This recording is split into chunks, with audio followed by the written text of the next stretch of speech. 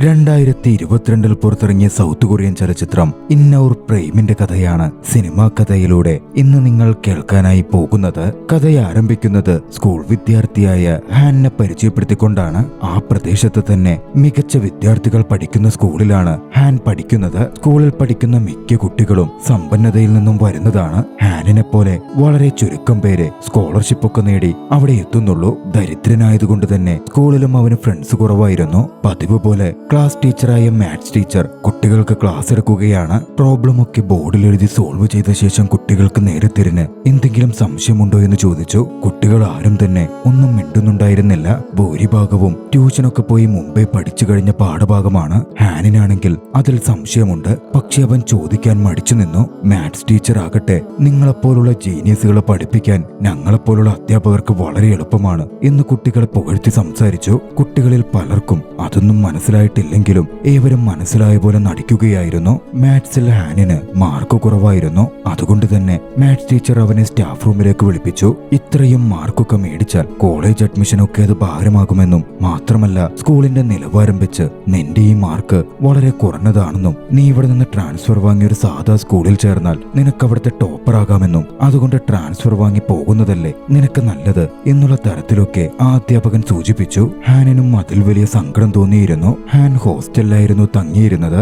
അന്ന് ഹോസ്റ്റലിൽ പഠിച്ചുകൊണ്ടിരിക്കെ റൂംമേറ്റ്സ് ആയ 3 പേർ വന്ന് അവനോട് വെളിയിൽ പോയി തങ്ങൾക്ക് 4 പേർക്കും വേണ്ടി ബീറും മറ്റു സാധനങ്ങളും മേടിച്ചു കൊണ്ടുവരാമോ എന്ന് ചോദിച്ചു. ഹാനിനും പങ്ക് കിട്ടും എന്നുള്ളതിനാൽ ഹാൻ അതിന് തയ്യാറായി. ഹോസ്റ്റൽ ചാടി പുറത്തുപോയി സാധനം വാങ്ങി വരുന്ന ഹാനിനെ സെക്യൂരിറ്റി ഗാർഡ് കാണുകയും കൈയോടെ പിടികൂടുകയും ചെയ്തു. സെക്യൂരിറ്റി വിവരം സ്കൂൾ അധികൃതരെ അറിയിച്ചു. അടുത്ത ദിവസം ക്ലാസ്സിൽ വെച്ച് തന്നെ ഹോം റൂം ടീച്ചർ കൂടിയായ മാത്സ് അധ്യാപകൻ ഹാനിനെ ചോദ്യം ചെയ്യാൻ തുടങ്ങി. 4 ബോട്ടിലുകളും 4 ഫ്രൈസും ഒക്കെ ഉള്ളതുകൊണ്ട് ഹാൻ ഒറ്റയ്ക്കല്ല ഇത് ചെയ്തിരിക്കുന്നതെന്നും ആരാണ് ഹാനിനെ പറഞ്ഞുവിട്ടത്, ആർക്കു വേണ്ടിയാണ് ഹാൻ ഇത് വാങ്ങിച്ചത് എന്നൊക്കെ അധ്യാപകൻ ചോദ്യം ചെയ്തു. ഹാനിന്റെ റൂംമേറ്റ്സ് ആകട്ടെ ഹാൻ തങ്ങളുടെ പേര് പറയുമോ എന്നോർത്ത് ഭയപ്പെട്ടിരിക്കുകയായിരുന്നു. പക്ഷേ ഹാൻ കുറ്റം അത്രയും ഒറ്റയ്ക്ക് ഏറ്റെടുത്തു.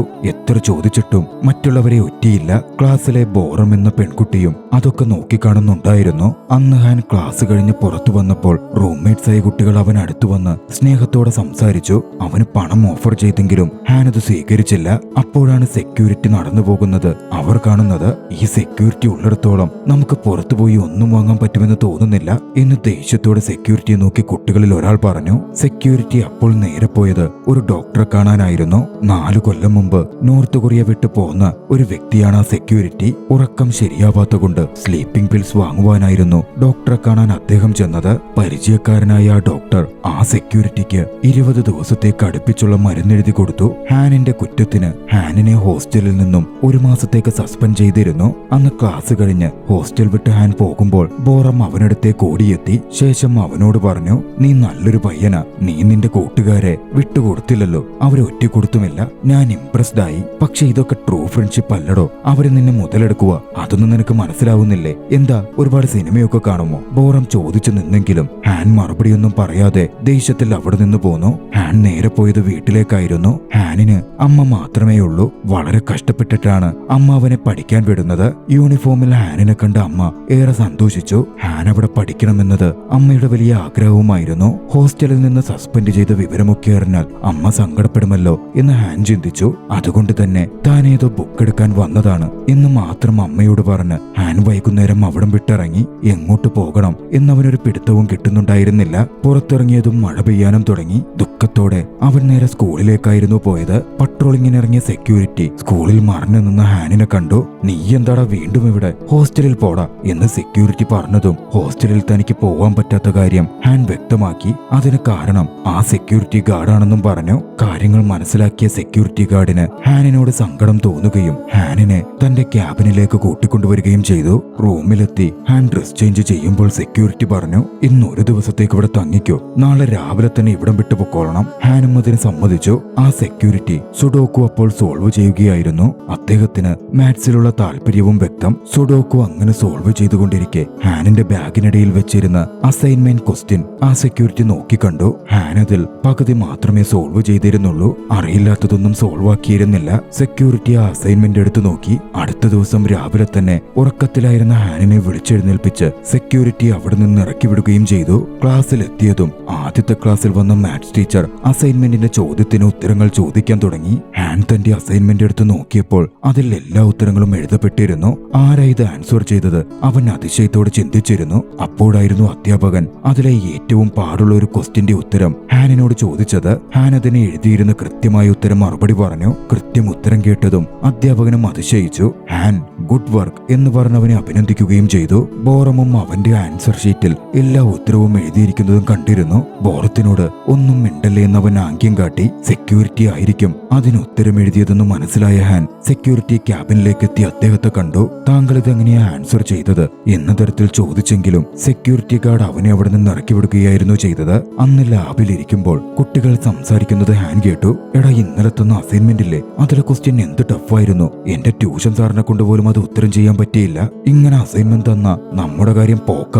അത് കേട്ടതും ഹാനിന്റെ അതിശയം വർദ്ധിച്ചു. ആ സെക്യൂരിറ്റി ഗാർഡ് അത്രമേൽ ഈസി ആയിട്ടായിരുന്നു അതൊക്കെ ക്വസ്റ്റ്യൻ പേപ്പറിൽ സോൾവ് ചെയ്തു വെച്ചിരുന്നത്. ഹാൻ അതോടെ തന്നെ മാത്സ് പഠിപ്പിക്കാൻ പറഞ്ഞ് ആ സെക്യൂരിറ്റി ഗാർഡിന്റെ പിന്നാലെ കൂടി. പലവരും സെക്യൂരിറ്റി ഗാർഡ് അവനെ ആട്ടി അകറ്റിയെങ്കിലും ഹാൻ വീണ്ടും വീണ്ടും ചെന്നുകൊണ്ടിരുന്നു. ഒരു ദിവസം അധ്യാപകർ കൂടി നിന്ന് സംസാരിക്കുമ്പോൾ അവരുടെ സംസാരം സെക്യൂരിറ്റി ഗാർഡ് കേട്ടു.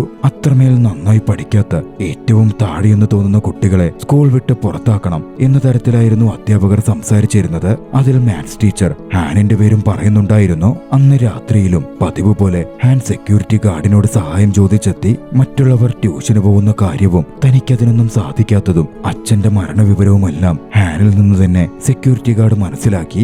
അതോടെ ഹാനിനെ സഹായിക്കാൻ സെക്യൂരിറ്റി ഗാർഡ് തീരുമാനിച്ചു. പക്ഷെ അതിന് പ്രതിഫലമുണ്ടെന്നും എനിക്ക് ഡെയിലി നീ റോസ് മിൽക്ക് വാങ്ങിത്തരണം എന്നും സെക്യൂരിറ്റി ഗാർഡ് പറഞ്ഞു. ഹാനിനും അത് സമ്മതമായിരുന്നു. അടുത്ത ദിവസം സെക്യൂരിറ്റി ഗാർഡ് തന്റെ ഒരു പരിചയക്കാരനെ കാണാൻ പോയി. നോർത്ത് കൊറിയയിൽ നിന്നും ഒളിച്ചോടി സൗത്ത് കൊറിയയിലെത്തി ഐഡന്റിറ്റി മറിച്ച് ജീവിക്കാൻ അദ്ദേഹത്തെ സഹായിച്ച വ്യക്തിയായിരുന്നു അത്. സെക്യൂരിറ്റി ഗാർഡ് എപ്പോൾ അവിടെ വന്നാലും ആ സുഹൃത്ത് എന്തെങ്കിലും ഒന്ന് സെക്യൂരിറ്റി ഗാർഡിന് കൊടുക്കുമായിരുന്നു.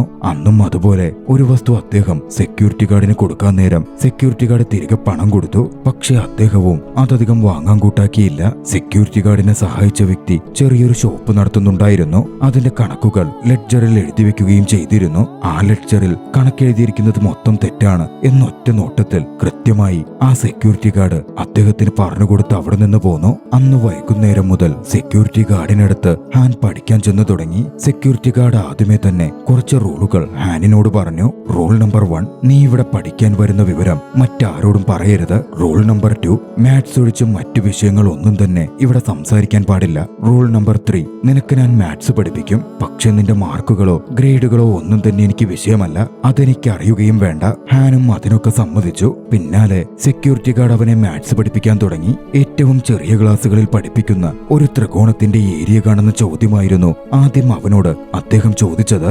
എളുപ്പമാണെന്ന് കരുതി പെട്ടെന്നൊരു ഉത്തരം കണക്കുകൂട്ടി ഹാൻ പറഞ്ഞു. പക്ഷേ ഉത്തരം തെറ്റാണ് എന്നായിരുന്നു സെക്യൂരിറ്റി ഗാർഡിന്റെ മറുപടി. വീണ്ടും ഹാനിനോട് ചോദിച്ചെങ്കിലും ഹാൻ തന്റെ ഉത്തരത്തിൽ അത് ശരിയാണെന്ന് പറഞ്ഞു തന്നെ നിന്നു. പക്ഷെ അത് തെറ്റാണ് എന്ന് പറഞ്ഞ് ട്രയാങ്കിളിന് ചുറ്റും ഒരു റൗണ്ട് വരച്ച് എങ്ങനെ അത് സോൾവ് ചെയ്യണം, എന്താണ് കൃത്യമായ ചോദ്യമെന്ന് മനസ്സിലാക്കിയാലേ ഓരോ മാത്സ് ക്വസ്റ്റ്യനും കൃത്യമായി ഉത്തരം എഴുതാൻ സാധിക്കൂ. ഉത്തരം വേണ്ടത് ചോദ്യത്തിനാണ്, അതിന് ചോദ്യമാദ്യം കൃത്യമാകണം എന്ന കാര്യം സെക്യൂരിറ്റി ഗാർഡ് അവനെ പഠിപ്പിച്ചു കൊടുത്തു. ഒരു ഫോർമുലയും കാണാപ്പാഠം പഠിച്ച് ഒന്ന് പ്രവർത്തിക്കുകയല്ല വേണ്ടത്, ചോദ്യം മനസ്സിലാക്കി ഉത്തരം എഴുതുകയാണ് ചെയ്യേണ്ടത്. സംസാരത്തിനൊടുവിൽ എപ്സിലോൺ എന്ന വാക്ക് അദ്ദേഹം പ്രയോഗിച്ചിരുന്നു. അതെന്താണ് എന്ന് ഞാൻ ഉടനടി സെക്യൂരിറ്റി ഗാർഡിനോട് ചോദിച്ചു. അദ്ദേഹത്തിന്റെ ഓർമ്മകൾ 40 കൊല്ലം മുമ്പിലേക്ക് പോയി. അന്ന് വളരെ പ്രശസ്തമായ ഒരു മാത്ത് ഒളിമ്പ്യാഡിൽ ഒരു നോർത്ത് കൊറിയൻ കുട്ടിയും സൗത്ത് കൊറിയൻ കുട്ടിയും വിജയികളായിരുന്നു.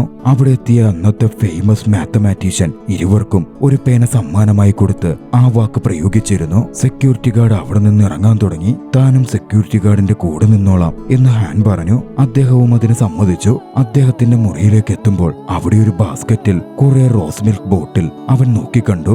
റോസ് മിൽക്കിന് സെക്യൂരിറ്റി ഗാർഡ് അഡിക്റ്റ് ആണ് എന്ന് അവന് തോന്നി. ഉറങ്ങാൻ കിടന്നപ്പോൾ പഴയ ടേപ്പ് റെക്കോർഡറിൽ ഒരു പാട്ട് വെക്കാൻ ഗാർഡ് പറഞ്ഞു. ഹാനും അത് വെക്കാൻ തുടങ്ങി. പക്ഷെ അത് മുറിഞ്ഞു മുറിഞ്ഞായിരുന്നു കേട്ടുകൊണ്ടിരുന്നത്. അതോടെ ഹാൻ ആ മ്യൂസിക് നിർത്തി തന്റെ ഫോണിൽ അതേ പാട്ട് വെച്ചു. സെക്യൂരിറ്റി ഗാർഡ് ആ പാട്ട് അതിശയത്തോടെ ഫോണിൽ കേട്ടു. അന്ന് രാത്രിയിൽ പതിവില്ലാത്ത പോലെ അദ്ദേഹം സ്വസ്ഥമായി ഉറങ്ങിയിരുന്നു. പിറ്റേന്ന് ഹാനായിരുന്നു അദ്ദേഹത്തെ വിളിച്ചെഴുന്നേൽപ്പിച്ചത്. അടുത്ത ദിവസം ക്ലാസ്സിലെത്തിയ മാത്സ് ടീച്ചർ പ്രധാനപ്പെട്ട കാര്യം കുട്ടികളോട് പറയുകയായിരുന്നു. പൈത്തഗോറസ് അവാർഡ്, ആ അവാർഡ് ലഭിക്കുന്ന ഒരു കോമ്പറ്റീഷൻ നടക്കാൻ പോകുന്നു. അവരുടെ അക്കാഡമിയുടെ തന്നെ ഏറ്റവും വലിയ മാത്സ് കോമ്പറ്റീഷൻ. അവർ അറ്റൻഡ് ചെയ്യുന്ന സാധാരണ ടെസ്റ്റുകൾ പോലല്ല അത്. അതിന് മാർക്കിടുന്നതും ക്വസ്റ്റ്യൻ തയ്യാറാക്കുന്നതും ഒക്കെയും വലിയ മാത്തമാറ്റീഷ്യൻസ് ആയിരിക്കും. ആ കോമ്പറ്റീഷൻ ആയിരിക്കും നിങ്ങളുടെ എല്ലാവരുടെയും ഫൈനൽ റിസൾട്ടായും പരിഗണിക്കുക. അതുകൊണ്ട് തന്നെ അക്കാഡമിക് റെക്കോർഡിൽ വലിയൊരു ചാൻസ് നേടണം, ഗുഡ് പോയിന്റ് ലഭിക്കണം എന്നുള്ളവർ അത് മികച്ച രീതിയിൽ പാസ്സാവാൻ നോക്കിക്കോളൂ. അത് കേട്ടതും കുട്ടികൾ എല്ലാവരും വല്ലാതായി. പക്ഷെ അതായിരുന്നു നടക്കാൻ പോകുന്നതും. ഹാൻ തുടർച്ചയായി സെക്യൂരിറ്റി ഗാർഡിനടുക്കൽ പഠിത്തം തുടർന്നു. തുടർച്ചയായി അവൻ റോസ് മിൽക്ക് വാങ്ങുന്നത് ബോറാം ശ്രദ്ധിച്ചിരുന്നു. ബോറാം അവനടുത്ത് വന്ന് നീ ഇതിന് അഡിക്റ്റ് ആയോ എന്ന് ചോദിച്ചു. ആ എന്ന് പറഞ്ഞ് അവൻ ഒഴിഞ്ഞു മാറി. അടുത്ത ദിവസം സെക്യൂരിറ്റി ഗാർഡ് ഹാനിനെ കൊണ്ട് വളരെ ചെറിയൊരു പ്രോബ്ലം, അതിന് ഫോർമുല ഉണ്ടായിട്ട് കൂടെ ഡീറ്റെയിൽ ആയി ചെയ്യിപ്പിച്ചു. സംസാരത്തിനിടയിൽ റീമൻ ഹൈപ്പോത്തിസിസ് എന്നൊരു വാക്കുകൂടി സെക്യൂരിറ്റിയിൽ നിന്ന് വീണു. ഹാനിന് അത് പരിചയമുണ്ടായിരുന്നു. മാത്സിലെ ഏറ്റവും കോംപ്ലിക്കേറ്റഡ് ആയ ഒരു പ്രോബ്ലം ആയിരുന്നു റീമൻ ഹൈപ്പോത്തിസിസ്. കഴിഞ്ഞ 160 കൊല്ലങ്ങളായി ആരും സോൾവ് ചെയ്യാത്തയൊന്ന്. പ്രൈം നമ്പേഴ്സിനെ പറ്റിയുള്ള ഒരു ഹൈപ്പോത്തിസിസ് ആണത്. ഇതുവരെ പ്രൂവ് ചെയ്യപ്പെട്ടിട്ടില്ല. പ്രൂവ് ചെയ്യാൻ ഒരുപാട് പേർ ശ്രമിച്ചു പരാജയപ്പെട്ടിരിക്കുന്നു. അതിനെപ്പറ്റിയായിരുന്നു സെക്യൂരിറ്റി ഗാർഡ് പഠിക്കുകയും നോക്കുകയും ചെയ്തുകൊണ്ടിരുന്നത്. നാളുകൾ വീണ്ടും കടന്നുപോയിക്കൊണ്ടിരുന്നു. സെക്യൂരിറ്റി ഗാർഡിന്റെ സഹായത്തോടെ ഹാൻ പഠനവും തുടർന്നു. ഇതേ സമയം സെക്യൂരിറ്റി ഗാർഡും എന്തോ ഒന്ന് എഴുതിയുണ്ടാക്കുന്നുണ്ടായിരുന്നു. ആ സമയത്തായിരുന്നു ഒന്ന് നടന്നത്. തുടർച്ചയായി ഏറ്റവും കുറവ് മാർക്ക് വാങ്ങുന്ന ഒരു പയ്യൻ ടെസ്റ്റിന്റെ കാര്യം കൂടി അറിഞ്ഞതോടെ സ്കൂൾ വിട്ട് മാറിപ്പോകുവാൻ തീരുമാനിച്ചിരുന്നു. ട്രാൻസ്ഫർ വാങ്ങി വീടിനടുത്തുള്ള സാധാരണ സ്കൂളിലേക്കായിരുന്നു അവൻ പോവാൻ തീരുമാനിച്ചത്. അടുത്തത് താനായിരിക്കുമോ എന്നുള്ള ഭയം ഹാനിന്റെ ഉള്ളിൽ നിറഞ്ഞു വന്നു. ബോറം അവനടുത്ത് വന്ന് സംസാരിച്ച് അവനെ ആശ്വസിപ്പിച്ചു. സമ്പന്നയായ ബോറത്തിന്റെ അമ്മ അവളെ കൂട്ടിക്കൊണ്ടുപോവാൻ എത്തിയിരുന്നു. അവരിരുവരും സംസാരിക്കുന്നത് കണ്ടതും ബോറത്തിന്റെ അമ്മയ്ക്ക് അത്ര ഇഷ്ടപ്പെട്ടില്ല. തിരികെ കാറിൽ പോകുമ്പോൾ അത്തരത്തിലുള്ള പയ്യന്മാരായൊന്നും കമ്പനി വേണ്ടെന്നും അത് നമ്മുടെ സ്റ്റാറ്റസിന് ചേരില്ല എന്നൊക്കെ ബോറത്തിന്റെ അമ്മ പറഞ്ഞു. താൻ കണ്ടിട്ടുള്ളതിൽ ഏറ്റവും നല്ല പയ്യന്മാരിൽ ഒരാൾ അവനാണ് എന്നായിരുന്നു അവളുടെ മറുപടി. പിന്നാലെ അവളുടെ ഇപ്പോഴത്തെ ട്യൂഷൻ മാറ്റുകയാണെന്നും അവളുടെ മാത്സ് ടീച്ചർ തന്നെ അവൾക്ക് ട്യൂഷൻ എടുക്കാം എന്ന് സമ്മതിച്ചിട്ടുണ്ട് എന്നും അമ്മ അറിയിച്ചു. അത് ഇല്ലീഗൽ കാര്യമല്ലേ എന്നവൾ ചോദിച്ചെങ്കിലും നിന്റെ മാത്സ് ടീച്ചർ നിനക്ക് വേണ്ടി എന്തോരം കടന്നു വന്ന അത് ചെയ്യുന്നേ, എന്നിട്ടാണ് ഇത്തരത്തിൽ ചോദ്യം ചെയ്യുന്നത് എന്ന് പറഞ്ഞ് അമ്മ അവളുടെ വായടപ്പിച്ചു. അന്ന് വൈകുന്നേരം വരാൻ പോകുന്ന ടെസ്റ്റൊക്കെ ഓർത്ത് ട്രാൻസ്ഫർ ആവണ്ട വരുമോ എന്ന് ചിന്തിച്ച് സങ്കടത്തിലിരുന്ന ഹാനിനെ സെക്യൂരിറ്റി ഗാർഡ് കണ്ടു. നമുക്കൊന്ന് നടക്കാൻ പോകാം എന്ന് പറഞ്ഞ് സെക്യൂരിറ്റി ഗാർഡ് അവനെ കൂടെ കൂട്ടി. പോകുമ്പോൾ അവനോട് സംസാരിച്ചു. അവൻ തന്റെ ഉള്ളിലെ ആശങ്കകളും ട്രാൻസ്ഫർ വാങ്ങി പോകേണ്ടി വരുമോ എന്നുള്ള കാര്യവും സെക്യൂരിറ്റി ഗാർഡിനോട് ചോദിച്ചു. സെക്യൂരിറ്റി ഗാർഡ് പറഞ്ഞു, നീ ചെയ്ത കഴിഞ്ഞ കുറെ പ്രോബ്ലങ്ങൾ ഞാൻ നോക്കിയിരുന്നു. ആദ്യത്തെ പോലെ ഒരുപാട് തെറ്റുകൾ അതിൽ വരുന്നില്ല. പരിശ്രമിച്ചാൽ നിനക്ക് പെട്ടെന്ന് തന്നെ ഏറെ മികച്ചതാവാൻ കഴിയും. പിന്നെ നിന്റെ അധ്യാപകരും മറ്റുള്ളവരും അവർ നീ പഠിക്കുന്നില്ല, നീ മോശമാണ് എന്നൊക്കെ ചിന്തിക്കുന്നുണ്ടെങ്കിൽ നീ അത്തരത്തിലല്ല എന്ന് പ്രൂവ് ചെയ്യേണ്ടത് നിന്റെ ഉത്തരവാദിത്വമാണ്. നീ അതവർക്ക് പ്രൂവ് ചെയ്ത് കാണിച്ചു കൊടുക്കുക. നിന്നെ കൊണ്ട് അത് തീർച്ചയായും സാധിക്കും. സെക്യൂരിറ്റി ഗാർഡിന്റെ വാക്കുകൾ ഹാനിന് മോട്ടിവേഷൻ നൽകിയിരുന്നു. ഹാനിനെ അദ്ദേഹത്തിനേറെ ഇഷ്ടപ്പെട്ടിരുന്നു. ഹാനിനും സെക്യൂരിറ്റി ഗാർഡിന് മേലൊരു വിശ്വാസം കൈവന്നു. സസ്പെൻഷനൊക്കെ അവസാനിച്ച് ഹാൻ ഹോസ്റ്റലിലേക്ക് തിരികെ എത്തി. തന്റെ പഠനത്തിൽ മുഴുകി. ഇടയ്ക്കൊക്കെ ബോറമാകട്ടെ അവനോടുള്ള ഇഷ്ടം കൊണ്ട് അവന് റോസ് മിൽക്ക് ഇഷ്ടമാണെന്ന് കരുതി അവനായി അത് വാങ്ങിക്കൊണ്ട് കൊടുക്കുകയും ചെയ്തു. അന്ന് വൈകുന്നേരം സെക്യൂരിറ്റി ഗാർഡിന് അടുത്തെത്തി ഹാൻ മാത്സ് പഠിച്ചുകൊണ്ടിരിക്കുമ്പോൾ ഹാനിനെ പിന്തുടർന്ന് ബോറമും അങ്ങോട്ടേക്ക് വന്നെത്തി. ഹാനിന് ഷോക്കായിരുന്നു. സാർ, നിങ്ങളാണോ ഇവനെ മാത്സ് പഠിപ്പിക്കുന്നത് എന്ന് ബോറം ചോദിച്ചു. ഹാനാകട്ടെ ഞെട്ടലോടെ, സാർ ഞാനൊന്നും ഇവനോട് പറഞ്ഞിട്ടില്ല എന്നൊക്കെ പറഞ്ഞ് പരിഭ്രാന്തിയായി. സെക്യൂരിറ്റി ഗാർഡ് പറഞ്ഞു, ഈ വിഷയം പുറത്താരും അറിയരുത്, നമുക്ക് പുറത്തു പോകാം. അവർ മൂവരും അന്ന് വെളിയിലേക്ക് പോയി. പുറത്തുകൂടെ നടക്കുമ്പോൾ ഹോസ്റ്റൽ പയ്യന്മാർ വെളിയിൽ പോയി കുറച്ച് സാധനങ്ങൾ വാങ്ങി വരുന്നത് സെക്യൂരിറ്റി ഗാർഡും അവരും കണ്ടു. പക്ഷെ അദ്ദേഹം ആക്ഷൻ ഒന്നും എടുക്കുന്നുണ്ടായിരുന്നില്ല. സാർ, അവരെ പറ്റി സ്കൂളിൽ പറയുന്നില്ലേ എന്ന് ഹാൻ ചോദിച്ചെങ്കിലും സെക്യൂരിറ്റി ഒന്നും മിണ്ടിയില്ല. അതിനോടകം ഹാനിനെ പറ്റി റിപ്പോർട്ട് ചെയ്തതിന് ഹാൻ ഫേസ് ചെയ്തത് നേരിട്ട് സെക്യൂരിറ്റി കണ്ടതാണ്. അതുകൊണ്ട് അദ്ദേഹത്തിന് തന്നെ മാറ്റം വന്നിരുന്നു. ഹാൻ കൂടുതൽ ശ്രമിച്ചെങ്കിലും വലിയ ഇംപ്രൂവ്മെന്റ് വരുത്തുവാൻ അവന് സാധിക്കുന്നുണ്ടായിരുന്നില്ല. അവൻ നിരാശയിലാണ്ട സമയത്ത് മാത്സ് എന്താണ് എന്ന് ലളിതമായി സെക്യൂരിറ്റി ഗാർഡ് ഹാനിന് പറഞ്ഞു കൊടുക്കാൻ തുടങ്ങി. യഥാർത്ഥ ജീവിതത്തിൽ മാത്സ് എത്രത്തോളം കണക്റ്റഡ് ആണ്, എങ്ങനെയൊക്കെയാണ് അപ്ലൈ ചെയ്യപ്പെടുന്നത് എന്നതിന്റെ വ്യക്തമായ രൂപം രൂപം, സെക്യൂരിറ്റി ഗാർഡിന്റെ അറിവും മാത്സിലുള്ള അദ്ദേഹത്തിന്റെ താല്പര്യവും അദ്ദേഹത്തിന്റെ കണ്ണിലെ തിളക്കത്തിൽ വ്യക്തമായും കാണാമായിരുന്നു. ഹാനും ബോറമും സെക്യൂരിറ്റി ഗാർഡും ഒന്നിച്ച് സെക്യൂരിറ്റി ഗാർഡിന്റെ സഹായത്തോടെ പിയാനോ ഒക്കെ വായിച്ച് അവരൊന്നിച്ച് ഒരുപാട് സമയം സന്തോഷത്തോടെ ചിലവഴിച്ചു. ഹാൻ സ്കൂളിൽ നിന്ന് ട്രാൻസ്ഫർ വാങ്ങി പോകേണ്ടി വരുമോ? ഇത്രമേൽ മികച്ച രീതിയിൽ മാത്സ് സോൾവ് ചെയ്യുന്ന ഈ സെക്യൂരിറ്റി ഗാർഡിന് പിന്നിൽ എന്തെങ്കിലും കഥയുണ്ടോ? എന്താവും സംഭവിക്കുക? കഥയുടെ ആദ്യ ഭാഗം ഇവിടെ അവസാനിക്കുന്നു. തുടർന്ന് കാണുവാൻ ഡിസ്ക്രിപ്ഷനിൽ കൊടുത്തിട്ടുള്ള ലിങ്കിൽ ക്ലിക്ക് ചെയ്യുക.